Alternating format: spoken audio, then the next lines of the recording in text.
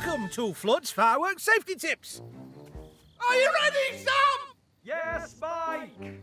Always keep a safe distance from fireworks.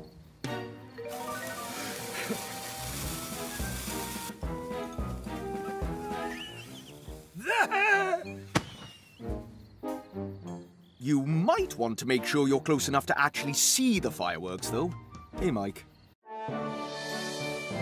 Hello, and welcome to Flood's Firework Safety Tips. Always wear gloves when you play with sparklers to protect your hands. Oh, it's gone out. Oh, hot, hot, hot, hot, hot, hot! And remember, sparklers stay very hot even after they've gone out, so always have a bucket of water handy to put them in when you've finished. Could I have another one, please, Sam? Hello, and welcome to Flood's Firework Safety Tips with me, Mike Flood.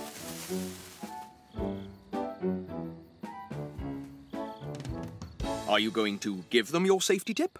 I'm waiting for my music intro. We've only got 30 seconds. There's no time. Oh, yeah, OK, Sam. So, if you've got a lit firework and it's not going off, don't go back to it because it's still be live! Ah! We're the Junior Cadets! Always remember to keep your pets indoors on firework night. All the pets are inside now, Fireman Sam. Apart from that one. Don't worry, I've got him. What? And that one. So, remember to keep your pets indoors, as the loud noises could frighten them. Thanks, team.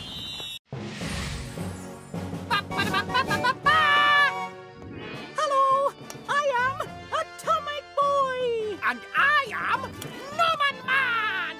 And we're here to say, when you go out in the dark... Always make sure you can be easily seen. Ha! You call that superhero lighting?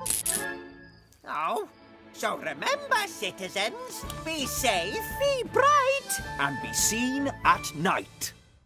When he hears that fire alarm,